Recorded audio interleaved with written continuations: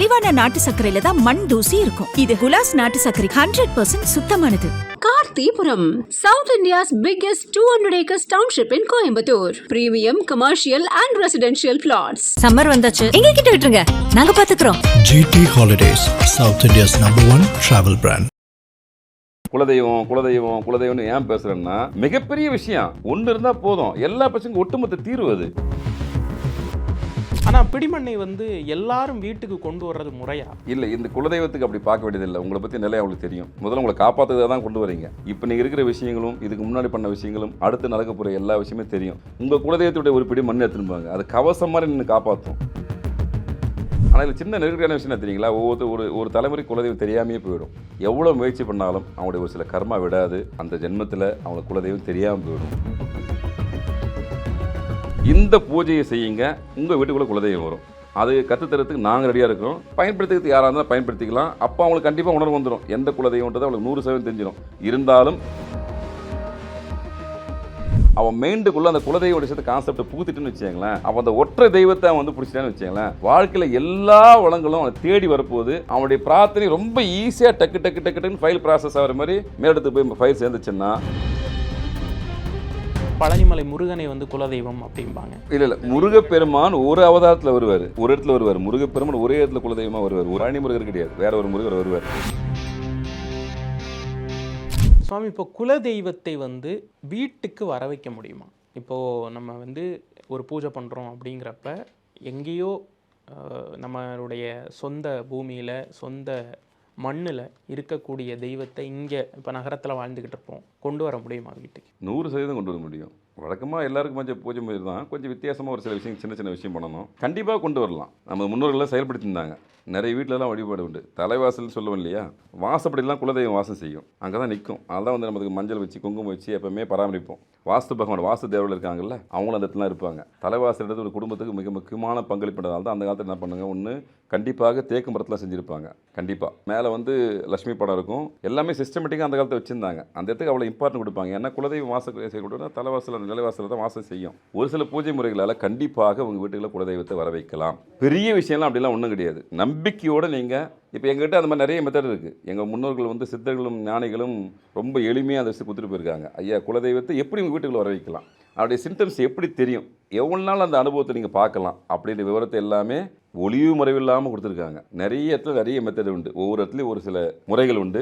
கண்டிப்பாக 100% உங்கள் குலதெய்வத்தை உங்கள் வீட்டுக்குள்ளே நீங்கள் வர வச்சு பார்க்கலாம். அனுபவத்தில் நீங்கள் செல்ஃபாக உணர முடியும். இந்த பூஜை முறைகள் நம்மகிட்ட நிறைய பூஜை முறை இருக்குது. ரொம்ப எளிமையான பூஜை முறைலாம் இருக்குது. அந்த எளிமையான பூஜை முறைகளை நீங்கள் செய்யும்போது கண்டிப்பாக ஒரு 20 நாள்லேயே 30 நாளைக்குள்ளேயே உங்களுக்கு குலதெய்வ நடமாட்டம் உங்கள் வீட்டில் தெரிய ஆரம்பிச்சிடும், நிற்க ஆரம்பிக்கும். அதுக்கான பல விஷயங்கள் இருக்குது. பட் ஆர்வத்தோடு கேட்குறவங்களுக்கு தரலாம். ஏன்னா ஏற்கனவே சொல்லியிருக்காங்க, பாத்திரம் இருந்து பிச்சை எடு, ஆற்றுல போட்டாலும் வளர்ந்து போட சொல்லியிருக்காங்க. ஒரு சில விஷயங்களை ஏன் நம்ம மறைக்கிறோம் அப்படின்னா, ஒரு சில நம்மளுக்கு தேவையில்லாத விமர்சனங்களை போய் ஆளாகுது. அப்போ தேவையில்லை. யாருக்கு அந்த இன்ட்ரெஸ்ட் இருக்கோ, இப்போ நம்மக்கிட்ட யாராவது கேட்கட்டும், ஐயா குலதெய்வம் எங்கள் வீட்டுக்குள்ளே வரணும் அப்படின்னா, கண்டிப்பாக ஒரு சிறிய பங்களிப்பு, அவங்களுடைய பங்களிப்பு வேணும். எந்த விஷயமா இருந்தாலும் கண்டிப்பாக கொடுப்போம், முயற்சித்து பார்க்கட்டும். உங்கள் குலதெய்வம் வீட்டுக்குள்ள இருந்தால் இப்போ நாங்கள் சொல்கிற மாதிரி அது ஒரு அச்சய பாத்திரம். அது நீங்கள் எவ்வளோ பெரிய பொருட்கள் தர தேவையில்லை. ஒரு மனுஷன் நல்லா இருக்கணும்னு நினச்சின்னு வச்சுக்கோங்களேன். என்னை பொறுத்தவரைக்கும் நான் ஆத்மாத்மா சொல்லக்கூடிய விஷயம் அதுதான். அந்த குடும்பத்தில் 1000 பிரச்சனை விட்டோம், என்னை பொறுத்தவரைக்கும் அப்பப்போ மெயினில் ஒரே சிந்தனை தான், குலதெய்வத்தை கூட கொடுத்துருவோம், எப்படியாவது கண்டுபிடிச்சி கொடுத்துருவோம், எப்படியே வர வச்சு கொடுத்துருவோம். அந்த ஒரு விஷயத்தை பண்ணிட்டா மற்ற அவனுடைய இஷ்ட தெய்வ வழிபாடு பண்ணி அவன் பாட்டு மேலே போகிறான். மற்றதுக்கெல்லாம் நம்மகிட்ட வரணும்னு அவசியமே இல்லை. பெரிய ஒரு விஷயத்தை கொடுத்துடணும் மக்களுக்கு. நம்ம திரும்ப திரும்ப தான் எல்லாத்துலேயும் குலதெய்வம் குலதெய்வம் குலதெய்வம்னு ஏன் பேசுகிறேன்னா, மிகப்பெரிய விஷயம் ஒன்று இருந்தால் போதும், எல்லா பிரச்சனைக்கும் ஒட்டுமொத்த தீர்வு அது. நீங்கள் இன்னொன்று வெளிப்படையாக சொல்ல போனால், இந்த குலதெய்வத்தை தொடர்ச்சியாக வணங்கக்கூடிய நபர் இருக்காங்கல்ல, கண்டினியூவாக ஒரு 6 மாதம் ஒரு முறை, 3 மாதம் ஒரு முறை, வருஷத்துக்கு ஒரு முறை கரெக்டாக ப்ராசஸாக போகிறவங்களுக்கு அவங்களுக்கு வரக்கூடிய துன்பமான விஷயங்கள் முன்னோர்கள் கனவில் சொல்லுவாங்க. இண்டிகேஷன் வந்துடும். துன்பம் வரப்போகிற விஷயம் முன்னாடியே தெரிஞ்சிடும். தடுக்கிறதுக்கான விஷயம் வரும், கனவு வரும், அவங்க குடும்ப உறுப்பினர்களுக்குள்ளேயே வரும். ஏன்பா நேற்று இந்த மாதிரி கனவு வந்துச்சு, இந்த மாதிரி இருக்குன்னு சொல்லிட்டு கண்டிப்பாக அவங்க சாமியாடிக்கிட்டே மற்றவங்ககிட்ட கேட்கும்போது தெளிவாக சொல்லிடுவாங்க, ஆமாம் அவங்க முன்னோர்கள் தான் சொன்னாங்கன்னு. ஏன் வருதுன்னா, முன்னோர்கள் காத்திருப்பாங்க. ரெகுலராக நம்ம டச் இருக்காப்புல எல்லா விஷயமும் ஷேர் பண்ணிக்கிறாங்களே, நம்ம குடும்பமாச்சே. அப்போது இறைவன் அவனுக்கு கர்ம வழிப்படி ஒரு சில துன்பமான சூழ்நிலை அந்த குடும்பத்துக்கு தர வேண்டிய நிலை இருந்தாலும் அதை குறைச்சி பாதுகாப்பாக போன்ற ஒரு வழிகாட்டுதல் யார் கொடுப்பா? உங்கள் குலதெய்வம் கொடுக்கும். அப்படியெல்லாம் முன்னே இருந்தவங்களால தான் செல்வ செழிப்போடு இருந்தாங்க. ஒரு 9 குழந்தைய பெற்றுனாங்க, மிகப்பெரிய கூட்டு குடும்பமாக இருந்தாங்க, நல்ல வசதியாக இருந்தாங்க, நீண்ட ஆயுளோட வாழ்ந்தாங்க. இன்றைக்கி எல்லாமே சுருங்கி போச்சு. திரும்ப நம்ம அடிப்படையில் சொல்லக்கூடிய விஷயம்தான். தயவு செஞ்சு ஒவ்வொருத்தரும் அவங்க வாழ்க்கையில் உங்கள் குலதெய்வத்தை உங்கள் வீட்டுக்குள்ளே வரக்கூடிய விஷயத்தை ரொம்ப எளிமையான முறை இருக்குது, கேட்டு தெரிஞ்சுங்க. நிறைய ஜோதிடர்கள் ஆன்மீகவாதிகள் நிறைய பேர்கிட்ட இந்த விஷயம் இருக்குது. எங்கிட்ட மட்டும் தானே இல்லை, எல்லார்கிட்டையுமே இந்த விஷயம் உண்டு. உங்களுக்கு தெரிந்த நபர்கள் யாராக இருந்தாலும் ஐயா எங்கள் வீட்டு குலதெய்வம் வரணும், அதுக்கான வழிமுறையை கற்றுக் கொடுங்கன்னு கேளுங்க, கேட்டு முயற்சி பண்ணுங்க. இதில் வந்து ஒரு எப்படி சொல்கிறதுனா ஒரு 1 லட்சமோ 2 லட்சமோ செலவாக போகிறதில்ல. அதிகபட்சம் உச்சபட்சம் போனீங்கன்னா ஒரு 300 ரூபா 400 ரூபா செலவாகும். உச்சபட்ச செலவே பூஜை செலவு இவ்வளோ தான் ஆகும். இதனால் பெரிய உங்களுக்கு வந்து கோடிக்கணக்கில் வரக்கூடிய நன்மைகள் வந்து இது மூலமாக இருக்குது. இதை விவேசனார் சொன்ன மாதிரி கேளுங்கள் திறப்படும், தட்டுங்கள் திறக்கப்படும். கேட்டால் கொடுப்பதற்கு நாங்கள் தயாராக இருக்கிறோம். விருப்பப்பட்டவங்க தாராளமாக அதை வாங்கிக்கலாம். இப்போ பிடிமண் எடுத்துகிட்டு வந்து வீட்டில் வச்சு குலதெய்வத்தை வழிபடலாம் அப்படிங்கிற ஒரு கான்செப்ட் இருக்குல்ல. ஆனால் பிடிமண்ணை வந்து எல்லாரும் வீட்டுக்கு கொண்டு வர்றது முறையா? அந்த வீட்டில் அதுக்கான ஒரு தெய்வத்துக்கு உண்டான எல்லா சுத்தபத்தம் எல்லாம் பார்க்கணும் இல்லையா? இல்லை, இந்த குலதெய்வத்துக்கு அப்படி பார்க்க வேண்டியதில்லை. உங்களை பற்றி நிலையை அவங்களுக்கு தெரியும். முதல்ல உங்களை காப்பாற்றுறதை தான் கொண்டு வரீங்க. சுத்தபத்தன்றது எதை வச்சு சொல்கிறீங்கன்னு தெரியல. பொதுவாக நிறைய நாகரிகம் வளர்ந்து போச்சு. இப்போ குலதெய்வத்துக்கு எல்லா விஷயம் தெரியும். உங்கள் முன்னோர்கள் தானே. இப்போ நீங்கள் இருக்கிற விஷயங்களும் இதுக்கு முன்னாடி பண்ண விஷயங்களும் அடுத்து நடக்க போகிற எல்லா விஷயமே தெரியும். அவசியம் நான் எல்லார்ட்டையும் தான் சொல்லுவேன். வெளிநாட்டுக்குரிய வாழக்கூடிய நண்பர்கள் எல்லாருக்குமே அதான் சொல்லுவேன். ஐயா உள்ளூருக்கு உங்கள் ஊருக்கு வரும்போது உங்கள் குலதெய்வத்துடைய ஒரு பிடி மண் எடுத்துன்னு அது கவசம் மாதிரி நின்று காப்பாற்றும். 1 to 1 ஐயா குலதெய்வமே ஐயா பார்த்துவாங்க, இன்றைக்கி நல்லபடியாக வேலைக்கு போய்ட்டு வரேன் அப்படி சொல்லிட்டு போகும்போது உங்கள் முன்னோர்கள் இல்லை. நம்ம இப்போ வீட்டில் பேரண்ட்ஸ் தான் சொல்லிட்டு போவோமா இல்லையா, நான் வெளியே போய்ட்டு கிளம்பிட்டு போய்ட்டு வரமா சாயங்காலம் வர பார்த்துக்க சொல்லுவோம்ல.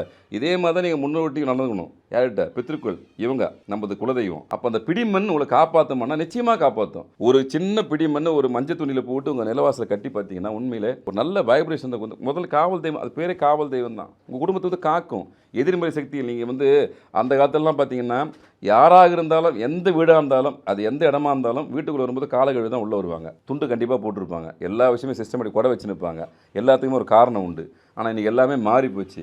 அப்போது எதிர்மறை சக்திகளுடைய ஆட்டங்கள் வலுவாகி போயிடுச்சு. இப்போது நிறைய நெகட்டிவ் வைப்ரேஷன் அது அதிகமாகிடுச்சு. இப்போ இந்த நெகட்டிவ் வைப்ரேஷன் தடுக்கிறதுக்கான முக்கியமான கவசம் எது? கண்டிப்பாக உங்கள் குலதெய்வம் தான் கவசம். அப்போ நீங்கள் ஊரில் எங்கே இருந்தாலும் எந்த நாட்டில் இருந்தாலும் உங்கள் குலதெய்வத்துடைய ஒரு பிடி மண் எடுத்துன்னு போயிட்டு நிறைய பேர் கோயில் கட்டுவாங்க, தெரியல உங்களுக்கு. குலதெய்வத்துடைய மண் எடுத்துன்னு போயிட்டு சப்போஸ் இந்த பூர்வீகத்தை விட்டு வந்துட்டோம், இனிமேல் நாங்கள் இங்கே தான் இருக்க போகிறோம், அங்கே வரதுக்கான வாய்ப்புகள் இல்லை, இறைவா குலதெய்வமே நீங்கள் இங்கே வந்து ஆகணம் ஆகிட்டு எங்களுக்கு அருளை கொடுங்க சொல்லிட்டு குலதெய்வ கட்டுற கோயில் விஷயம்லாம் உண்டு. நன்மையான விஷயம் தான். ஏன்னா திரும்ப அவங்க போக முடியாத போது அவங்க குலதெய்வத்தை அங்கே வந்து ஆவாகனம் பண்ணி வச்சுக்குவாங்க. அதனால் குலதெய்வ மண் எடுத்து வந்து வணங்குவது எந்த விதத்திலும் தவறு கிடையாது. உங்களுக்கு மிகப்பெரிய பாதுகாப்பு கவசமாக அவையும். அனைத்து தரப்பிடமே தயவுசெய்து செய்யணும். அதை இப்போது நகரங்களுக்கு வந்து பயணப்படுறோம். வாழ்வியல் காரணங்கள், பொருளாதார தேடல் எல்லாத்துக்காகவும் நகரங்களை நோக்கி பயணப்படுறோம். இப்போ நகரத்துக்கு வந்து சில தலைமுறைகள் கடந்துருச்சு. ஏதோ ஒரு ஊரில் எங்கேயோ தெய்வம் இருக்குது, ஆனால் எங்கே இருக்குதுன்னு நமக்கு தெரியலை. அப்போ தெய்வத்தை கண்டுபிடிக்கலாமா? 100% கண்டுபிடிக்கலாங்க. நிறைய வழிமுறை இருக்குது. ஊரில் சாமி அடின்னு சொல்லுவோம், அவங்க கண்டுபிடிச்சி சொல்லுவாங்க. ஆன்மீகவாதிகள் அவங்களுடைய சக்தியை மேற்கொண்டு சொல்லுவாங்க. அமானுஷ சக்தி விளைவித்துள்ள நபர்கள் சொல்லுவாங்க. ஜோதிடர்கள் கட்டத்தை வச்சு கண்டுபிடிக்கலாம். பல்வேறு முறைகள் இருக்குது. இதில் முக்கியமாக தேவை உங்களுக்கான அந்த இன்ட்ரெஸ்ட்டு. என் குலதெய்வம் எனக்கு தெரியணும்னு சொல்லிட்டு உங்களுக்கு இன்ட்ரெஸ்ட் இருந்துச்சுன்னாவே அதுக்கான விஷயம் அதை காமிச்சிடும். ஆனால் இதில் சின்ன நெருக்கடியான விஷயம் தெரியுங்களா, ஒரு தலைமுறை குலதெய்வம் தெரியாமையே போயிடும். எவ்வளோ முயற்சி பண்ணாலும் அவங்களுடைய ஒரு சில கர்மா விடாது. அந்த ஜென்மத்தில் அவங்களுக்கு குலதெய்வம் தெரியாமல் போயிடும். ஒவ்வொரு குலதெய்வம் கோபமாகவும் இருக்கும். அந்த கோபத்தை தணிக்கிறது மிகப்பெரிய விஷயம், சேலஞ்சு ஒர்க்கு. ஆனால் அந்த வம்சம் நல்லா இருக்கணும்னா யாராவது அந்த கோபத்தை தணிக்கிறத வச்சு ஈடுபடணும். இதையும் நீங்கள் உங்கள் ஜாதகத்தின் அடிப்படையில் தெரிஞ்சுக்கலாம். ஐயா என்னுடைய குலதெய்வம் நல்லா இருக்கா, பிளஸிங் இருக்கா, கோபமாக இருக்கா இல்லையா என்னன்னு தெரிஞ்சுக்கலாம். ஆன்மீக சிந்தனை மக்களுக்கு அதிகமாக வந்திருக்கு, வரவேற்கத்தக்க ஒரு விஷயம். நிறைய இடத்துல இதுக்கான விஷயங்கள் பண்ணுறாங்க. குலதெய்வத்தை தெரிஞ்சுக்கிறது சாதாரண விஷயம், அது ஒரு பெரிய காம்ப்ளிகேட் இஷ்யூலாம் கிடையாது. ஆனால் மக்களுக்கு பெரும்பான்மையாக மக்கள் கும்பிடக்கூடிய குலசாமி மட்டும் தான் தெரியுது. நீங்கள் சப்போஸ் இப்போ அவங்க ஒரு விஷயத்தை உங்கள்கிட்ட கேண்டி வராங்க, மனசுக்குள்ளே வச்சுன்னு தான் குலதெய்வம்னு. நீங்கள் ஜோதிட ரீதியாகவோ ஆன்மீக ரீதியாகவோ வேறு ஒரு குலதெய்வம் சொல்கிறேன்னு வச்சுங்களேன், மனசுக்குள்ளே நம்பிக்கை போய்டும் உங்களுக்கு. இல்லையே நான் இத்தனை வருஷமாக தான் கும்பிட்டு வரேன்னு சொல்லுவாங்க. அங்கே தான் மாறுபடுறோம். ஐயா உங்கள் ஜாதக அடிப்படையில் வந்துச்சுன்னா அது கரெக்டாக இருக்கும். ஆன்மீகவாதிகள் குறியாடி சொல்கிறாங்கன்னா கண்டிப்பாக கரெக்டாக இருக்கும். ஏன்னா அவங்க வந்து சொல்லக்கூடியது உங்கள் முன்னோர்கள் தான். இந்த குழப்பம் குலதெய்வ விஷயத்தில் இருக்கக்கூடாது. இப்படி எதுவுமே தெரில, நான் எனக்கு அதுலேயும் நம்பிக்கை இல்லை அப்படின்றவங்களுக்கு ஏற்கனவே சொன்ன மாதிரி என்ன பண்ணுறோம், ஐயா உங்கள் வீட்டு குலதெய்வத்தை நீங்கள் வர வச்சுக்கலாம். இந்தாங்க அதுக்கான விஷயங்கள். உங்களை நான் சொல்கிறதும் நம்பிக்கை இல்லையா, வேறு யார் சொல்கிறது நம்பிக்கை இல்லையா, உங்களுக்கு உங்கள் மேலே நம்பிக்கை இருக்குல்ல, இந்த பூஜையை செய்யுங்க, உங்கள் வீட்டுக்குள்ளே குலதெய்வம் வரும். அது கற்றுத்தரத்துக்கு நாங்கள் ரெடியாக இருக்கிறோம். பயன்படுத்துறதுக்கு யாராக இருந்தாலும் பயன்படுத்திக்கலாம். அப்போ அவங்களுக்கு கண்டிப்பாக உணர்வு வந்துடும், எந்த குலதெய்வன்றது அவங்களுக்கு 100% தெரிஞ்சிடும். இருந்தாலும் உங்களுடைய பிறப்பு ஜாதகத்தின் அடிப்படையில் 100% உங்கள் குலதெய்வத்தை கண்டுபிடிக்க முடியுமான்னா முடியும்.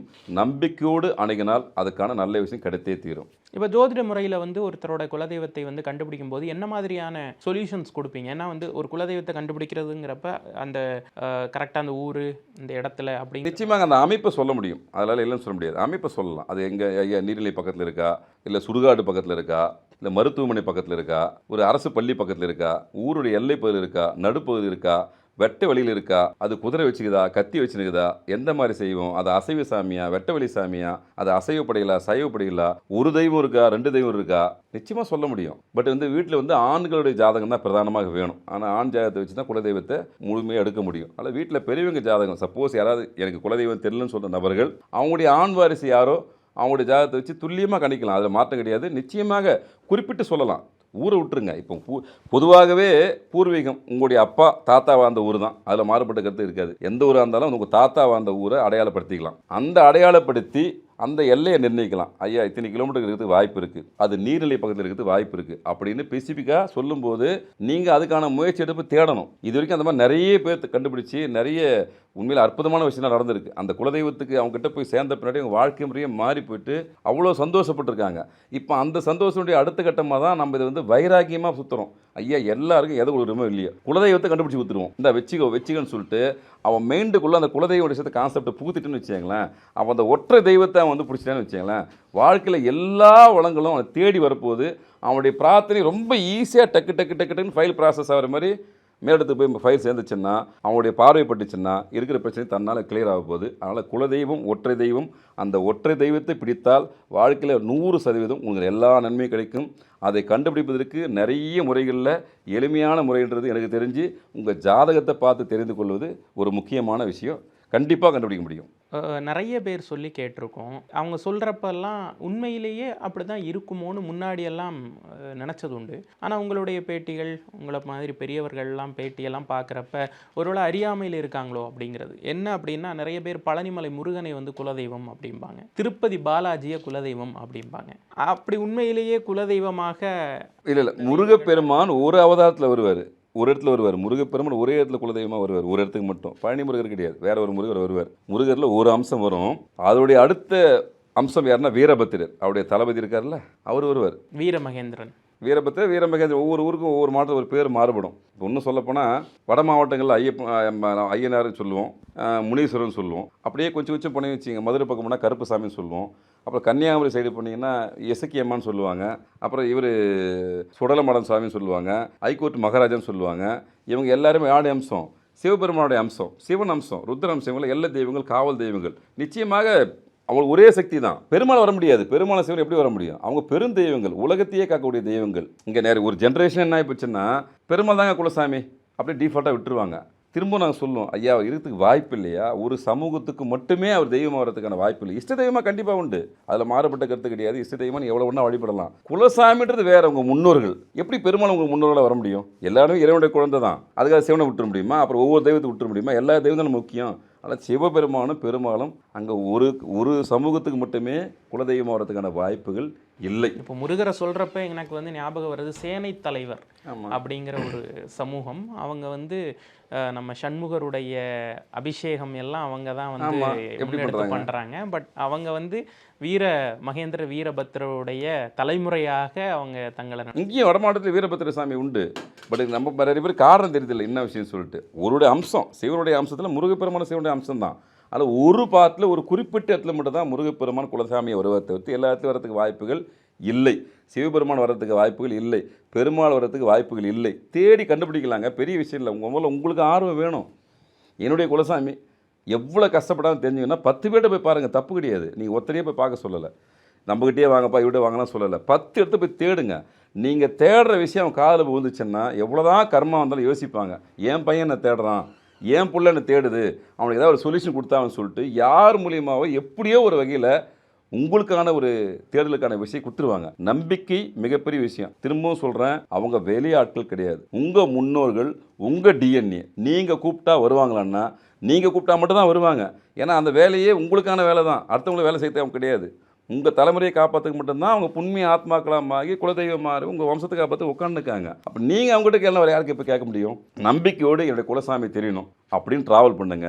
உலகத்தில் எந்த மொழி இருந்தாலும் அதுக்கான ஒரு சமிக்கை, அதுக்கான ஒரு செய்தி, அதுக்கான ஒரு ஏதோ ஒரு விஷயம் உங்கள் மெயினில் வந்து உட்காந்து செயல்படுத்துக்க ஆரம்பிச்சிடும். ஆனால் தேடணும். இங்கே நம்ம மக்களுக்கு ஃபாஸ்ட் ஃபுட்டு மட்டும் நினைக்கிறாங்க. இந்த விஷயத்தையும் வெளிப்படையாக சொல்ல போனால் போனோமா பார்த்தோமா கொடுத்தோமா தெரிஞ்சுக்கணுமா வரோம்னு நினைக்கிறாங்க. அப்படி இருந்தால் வேலைக்கு ஆகாது. குலதெய்வத்தை பொறுத்த வரைக்கும் அப்படிலாம் வராது. நீங்கள் ஆத்மார்த்தமாக வாங்க, அவ்வளோ அற்புதமான சொல்யூஷன் கிடைக்கும். ஒவ்வொருத்தருக்கெல்லாம் சொல்லி முடிச்சு 3ஆம் நாள் கிடச்சிரும். ஒவ்வொருத்தர் 6 மாதமும் தேடியும் கிடைக்காது. ஃபோன் பண்ணுவாங்க, ஐயா ஒன்றும் கிடைக்கலன்னு. அப்போ தான் பார்ப்பேன். அது அப்போ படாமல் போகிறது. சரி இந்த மாதம் போய் பார்த்துக்கலாம், அத்தமாக இப்போ பார்த்துக்கலாம், இப்படி தள்ளி போய்ட்டுருவாங்க. அவங்களுக்கு ஒன்றும் லாஸ் கிடையாது. நம்பிக்கையோடு நீங்கள் அங்கிட்டு போனீங்கன்னா அடுத்த தலைமுறை மட்டும் இல்லை, இந்த தலைமுறையில் உங்கள் குடும்பம் நல்லா இருக்கும். அதில் நீங்கள் இன்ட்ரெஸ்ட்டாக இருக்கணும் முதல்ல. அது இறை வழிபாட்டு விஷயத்தில் நம்பிக்கை தான் மூலதனமே. இங்கே பணமோ காசோ மற்றெல்லாம் அப்புறம், பொருளாதாரம் கண்டிப்பாக வேணும். அதை தாண்டி உங்கள் குடும்பம் வம்சம் நல்லா இருக்குன்னா குலதெய்வத்தின் அருள் வேணும். இந்த அருள் இருந்தால் தான் இஷ்ட தெய்வத்தை அருள் கிடைக்கும். யாராக இருந்தாலும் அவ்வளோதான். இப்போ நீங்கள் திருவண்ணாமலை போனீங்கன்னா கூட அந்த ஊருக்கு ஒரு காவல் தெய்வம் உண்டு. அந்த காவல் தெய்வத்தை வணங்காமல் நீங்கள் போக முடியாது. அவர்கிட்ட உத்தரவு வாங்க முடியாது, போக முடியாது. எல்லா தெய்வங்களுக்கும் அப்படி வந்து 2 பேர் காத்து நிற்பாங்க துவாரகப்படாத மாதிரி. நீங்கள் அவங்கள்ட்ட பர்மிஷன் வாங்க போக முடியாது. அப்போ அவங்களே வச்சுருக்காங்க. அப்போ நம்மளுக்கெல்லாம் எப்படி இருக்கும்? ஆனால் நம்மளோட முன்னோர்கள் வணங்குவது மிகப்பெரிய நன்மையான விஷயம். தேடி கண்டுபிடிக்கணும், எனக்கு வேணும்னு நீங்கள் அடம் பிடிச்சுன்னு வச்சுங்களேன், யார் மூலியமாவது எங்கே இருந்தாலும் 100% அவங்ககிட்ட வந்து சேர்ந்துருவாங்க. அதுக்கப்புறம் அவங்க உண்மையிலே நம்ம அடிப்படையில் உண்மையிலே நம்மகிட்ட ரிலேஷன்ஷிப் நல்லா இருக்காங்களா, இல்லை உண்மையிலே கோபமாக இருக்காங்களா, ஏன் மறைஞ்சு போயிட்டாங்கன்னு நீங்கள் காரணத்தை தேடி கண்டுபிடிச்சிடலாம். அதுவும் ஜாதகத்தில் கண்டுபிடிக்கலாம். உங்கள் வீட்டில் சோ பிரச்சனைலாம் இருந்துச்சு, ஆனால் தான் மறைஞ்சு போச்சு அப்படி நம்ம 1 to 1 பார்க்கும்போது கேட்போம். அது வரிசையாக ஒரு 10 கேள்வி கேட்கும்போது நம்மளுக்கு அதுக்கான விடைக்கு தெரிஞ்சிடும். அவங்க மனசில் இருக்கிற எண்ணம் மட்டும் தெரிஞ்சிடும். நம்ம அதையும் நினச்சி பார்த்து ஒரு கால்குலேஷன் வந்துச்சு, ஓகே இதுதான் அப்படின்னு சொல்லும்போது அவங்களுக்கு திருப்தி ஏற்பட்டுரும்.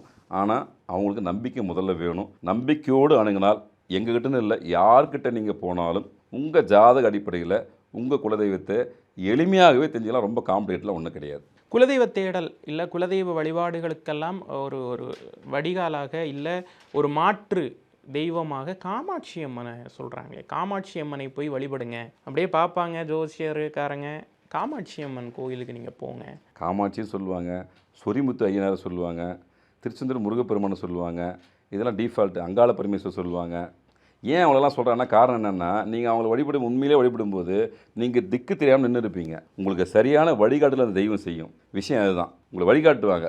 இவங்க தான்ப்பா உனக்கு பார்த்துக்கோ, இவங்க தான் உனக்கு பார்த்துக்கோ அப்படின்னு நீங்கள் அவங்க மனமுருகி வேண்டி கேட்கும்போது, யாரும் எதுவுமே தெரியலன்னு சொல்லும்போது, தெரியவங்களுக்கு பிரச்சனை இல்லை.